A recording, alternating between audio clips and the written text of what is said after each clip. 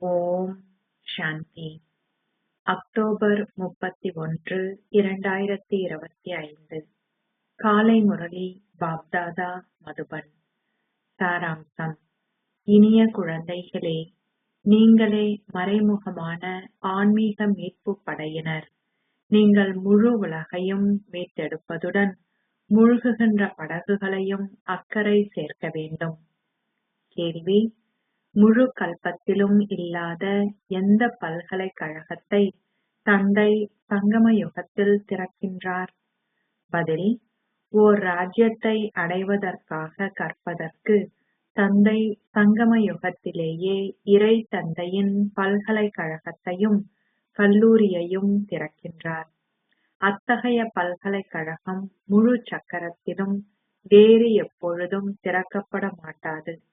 இந்த பல்கலைக்கழகத்தில் கற்பதனால் நீங்கள் இரட்டை கிரீடம் அணிந்த அரசர்களுக்கெல்லாம் அரசர்கள் ஆகுகின்றீர்கள். ஓம் சாந்தி. பாபா முதலில் இனிமையிலும் இனிமையான ஆன்மீக குழந்தைகளாகிய உங்களிடம் வினவுகிறார். நீங்கள் இங்கு வந்து அமரும் பொழுது உங்களை ஆத்மாக்கள் என கருதி தந்தையை நினைவு செய்கிறீர்களா? ஏனெனில் இங்கு நீங்கள் வியாபாரம் எதனையும் செய்ய வேண்டியதில்லை. அத்துடன் நண்பர்கள், உறவினர்கள் போன்றோரும் இங்கு இல்லை. நீங்கள் எல்லையற்ற தந்தையை சந்திக்க வருகிறீர்கள் என்ற எண்ணத்துடனேயே இங்கு வருகின்றீர்கள். யார் இதனை கூறுகின்றார்? இந்த ஆத்மா ஒரு சரீரத்தினூடாக பேசுகின்றார். பரலோக தந்தை இந்த சரீரத்தை கடனாக பெற்று இதனூடாக விளங்கப்படுத்துகின்றார். உங்களை ஆத்மாக்களாக கருதி தந்தையை நினைவு செய்தால் உங்கள் படகு அக்கறை சேரும் என எல்லையற்ற தந்தை ஒரேயொருமுறை வந்தே உங்களுக்கு கற்பிக்கின்றார். அனைவரது படகுகளும் மூழ்கிக் கொண்டிருக்கின்றன. நீங்கள் முயற்சி செய்யும் அளவிற்கேற்ப உங்கள் படகு அக்கறை சேரும். ஓ படகோட்டியே, எனது படகை அக்கறை சேரும் என கூறப்படுகிறது. உண்மையில் ஒவ்வொருவரும் தமக்கான முயற்சியை தாமே செய்வதன் மூலமே அக்கறை சேர வேண்டும். எவ்வாறு நீந்துவது என நீங்கள் கற்றுக்கொண்டதன் பின்னர் நீங்களாகவே நீந்துகிறீர்கள். அவை பௌதீக விஷயங்கள். இங்கு இது ஆன்மீக விஷயமாகும். ஆத்மாக்கள் இப்பொழுது அழுக்கான சேற்று நிலத்தில் அகப்பட்டுள்ளனர் என்பது உங்களுக்கு தெரியும். மானின் உதாரணம் ஒன்றுள்ளது. அது நீர் உள்ளது என எண்ணி சிறிது தூரம் முன்னே சென்றது. ஆனால் அங்கு சேற்று நிலத்தை தவிர எதுவும் இருக்கவில்லை. அது அதில் அகப்பட்டுக் கொண்டது.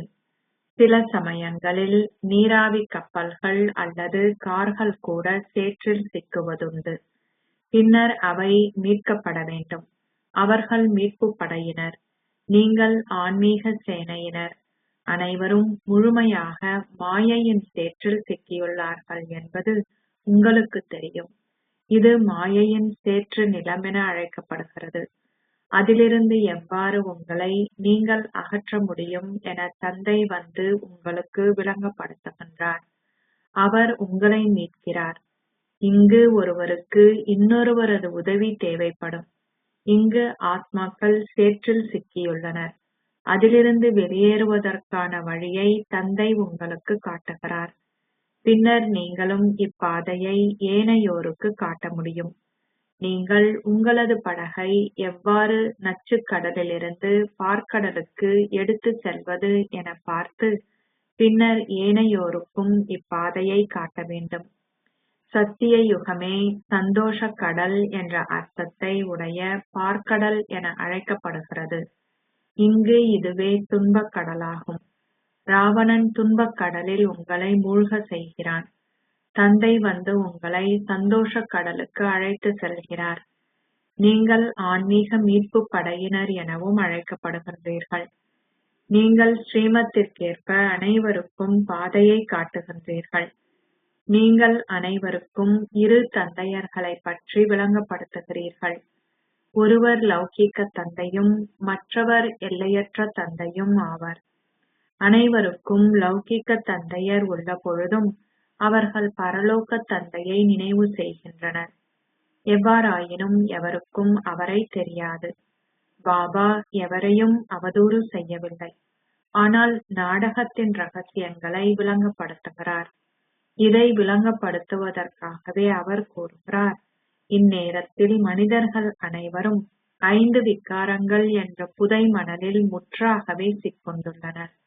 ஆகவே அவர்கள் அசுர சமூகத்தை சேர்ந்தவர்கள். அசுர சமூகத்தை சேர்ந்தவர்கள் தெய்வீக சமூகத்தை சேர்ந்தவர்களை வழிபடுகின்றார்கள். ஏனெனில் தெய்வீக சமுதாயம் முற்றிலும் விகாரமற்றதாகும். தங்கள் வீடுகளையும் குடும்பங்களையும் துறந்து தூய்மையாக இருக்கின்ற சந்நியாசிகளையும் மக்கள் வணங்குகின்றார்கள்.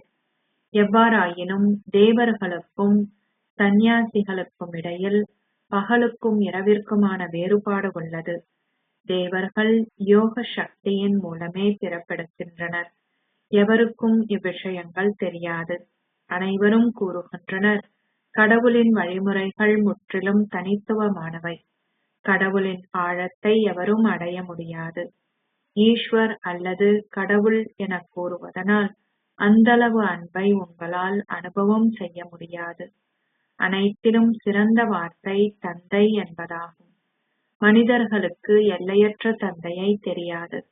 அவர்கள் அனாதைகள் போன்று இருக்கின்றனர்.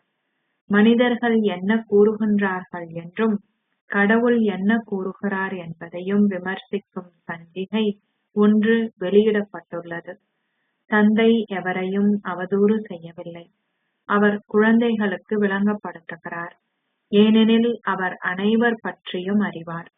அவர் விளங்கப்படுத்துவதற்காக கூறுகிறார், இவர் அசுர குணங்களை கொண்டுள்ளார்.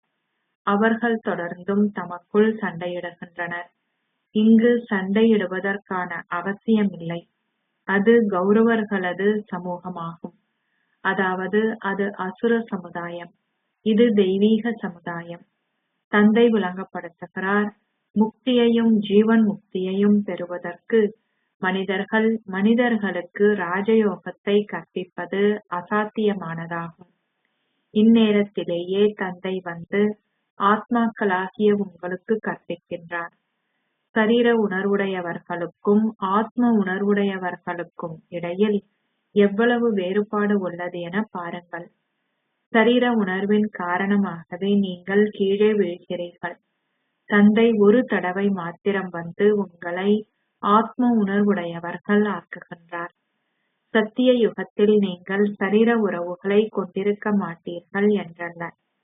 அங்கு நீங்கள் பரமாத்மாவாகிய பரம தந்தையின் குழந்தைகள் என்ற ஞானத்தை கொண்டிருப்பதில்லை.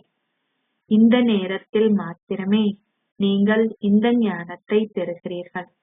பின்னர் இந்த ஞானம் மறைந்து விடுகிறது. நீங்கள் ஸ்ரீமத்தை பின்பற்றி அதன் மூலம் வெகுமதியை பெற்றுக் கொள்கிறீர்கள்.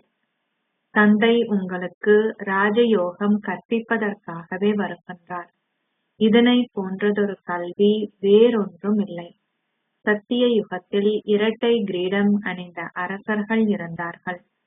ஒற்றை கிரீடம் அணிந்த அரசர்களின் ராஜ்யங்களும் இருக்கின்றன. அத்தகைய ராஜ்யங்கள் கூட இப்பொழுது இல்லை. இப்பொழுது மக்களாட்சியே உள்ளது. குழந்தைகளாகிய நீங்கள் ஓர் ராஜ்யத்திற்காக இந்த இறை தந்தையின் பல்கலைக்கழகத்தில் கற்கின்றீர்கள். உங்கள் பெயர் வெளியில் எழுதப்பட்டுள்ளது. அம்மக்களும் கீதை பாடசாலை என்ற பெயரை எழுதிய பொழுதிலும் அவர்களுக்கு கற்பிப்பவர் யார்? அவ்வாசகங்கள் கடவுள் ஸ்ரீ கிருஷ்ணரால் பேசப்பட்டவை என அவர்கள் வெறுமனே கூறுகின்றார்கள். எவ்வாறாயினும் ஸ்ரீ கிருஷ்ணரால் எவருக்கும் கற்பிக்க முடியாது. ஸ்ரீ கிருஷ்ணரே கற்பதற்காக ஒரு பாடசாலைக்கு செல்கின்றார். இளவரசர்களும் இளவரசிகளும் எப்பாடசாலைக்கு செல்கின்றார்கள்? அங்குள்ள மொழி முற்றிலும் வேறுபட்டதாகும். அவர் கீதையை சமஸ்கிருதத்தில் உரைத்தார் என்றில்லை. இங்கே பல மொழிகள் உள்ளன. ஒவ்வொரு அரசரும் தனது சொந்த மொழியை பயன்படுத்துகின்றார். சமஸ்கிருதமும் அரசர்களின் மொழி அல்ல. பாபா சமஸ்கிருதம் கற்பிப்பதில்லை. தந்தை சத்திய யுகத்திற்காக ராஜயோகத்தை கற்பிக்கின்றார். தந்தை கூறுகின்றார், காமமே கொடிய எதிரி. அதனை நீங்கள் வெற்றி கொள்ள வேண்டும். அதற்கான சத்தியத்தை தந்தை உங்களை செய்ய வைக்கின்றார். இங்கு வருகின்ற அனைவருமே இச்சத்தியத்தை செய்கின்றார்கள். காமத்தை வெல்வதனால் நீங்கள் உலகை வென்றவர்கள் ஆகுகின்றீர்கள். இதுவே பிரதான விகாரமாகும்.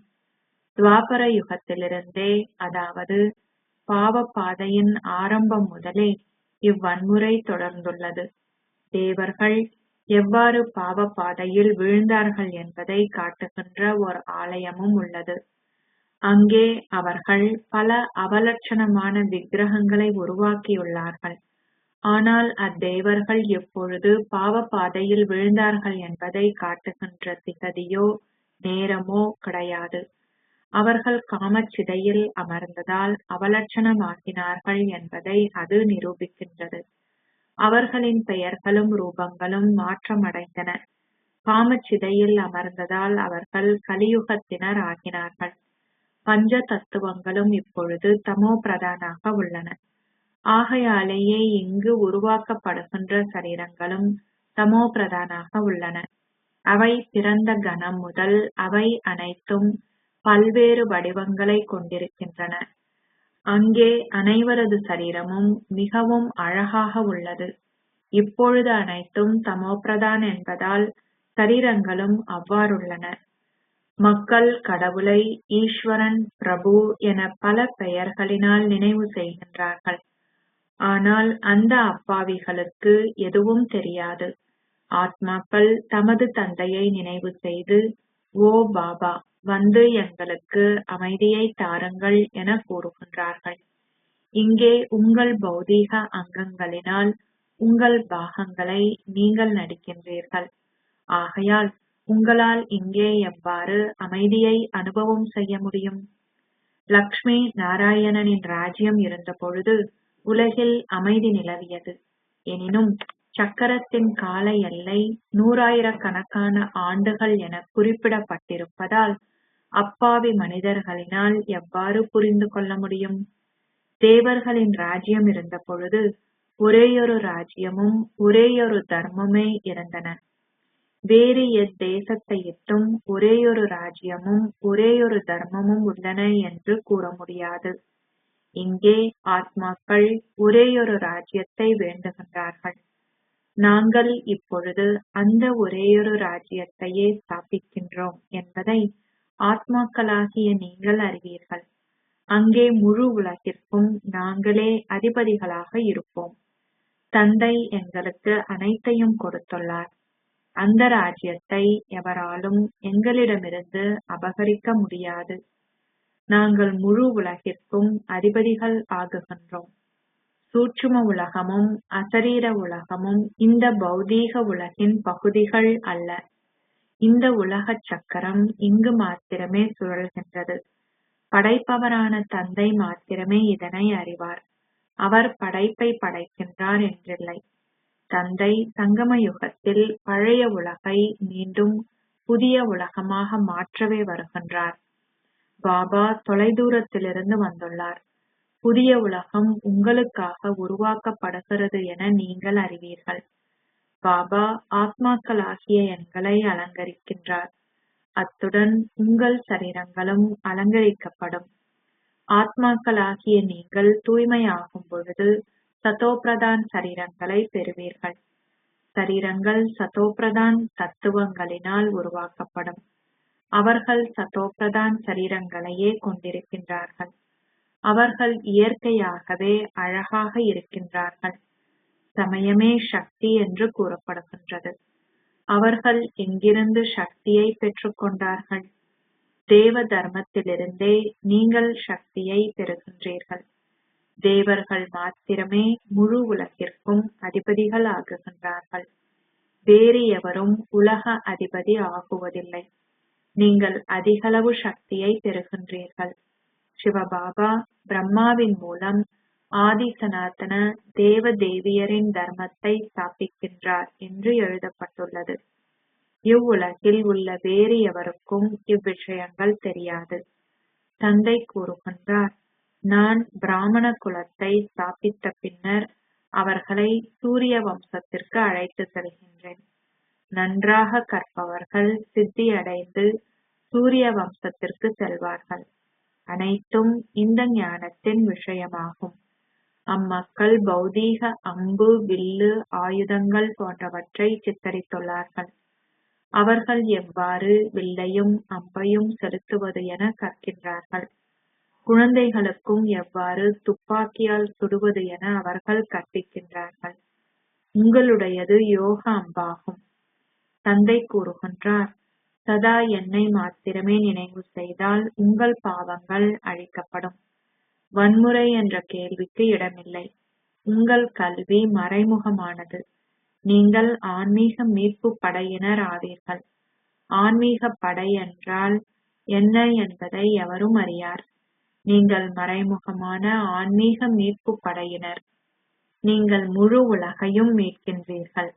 அனைவரது படகும் மூழ்கிக் கொண்டிருக்கின்றது. எவ்வாறாயினும் தங்க இலங்கை என எதுவும் இல்லை. தங்க துவாரகை கீழே புதைந்தது என்றும் மீண்டும் அது தோன்றும் என்றும் இல்லை.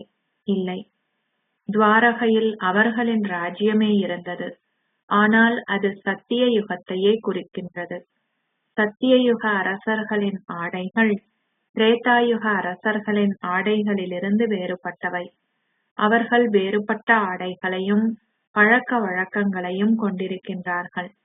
ஒவ்வொரு அரசரது சம்பிரதாயங்களும் வெவ்வேறாக உள்ளன.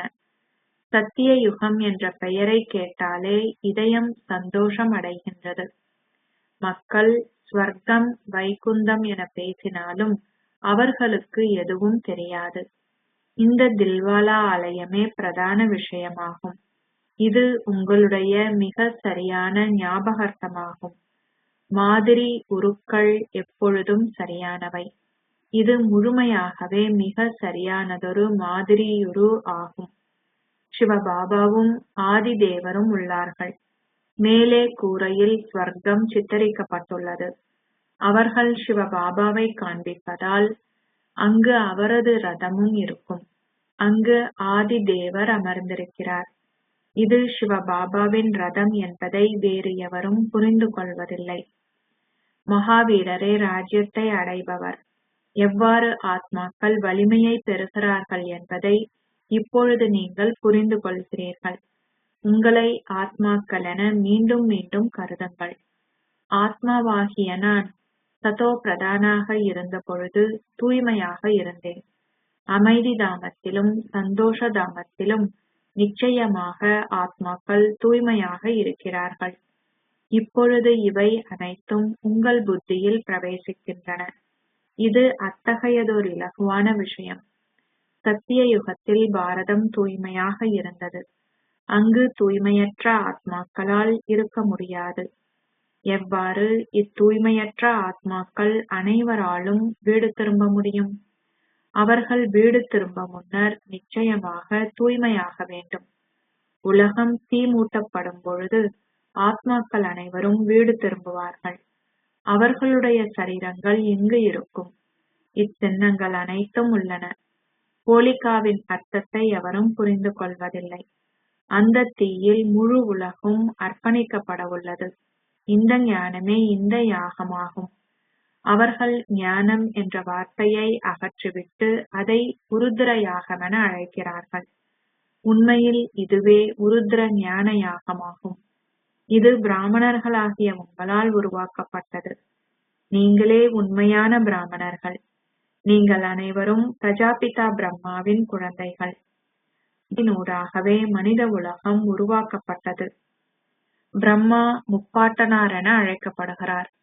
அவருடைய வம்சாவளி விருட்சம் உள்ளது. அவர்களிடம் வேறுபட்ட தலைமுறைகள் அனைத்தையும் காண்பிக்கின்ற ஒரு வம்சாவளி விருட்சம் உள்ளது.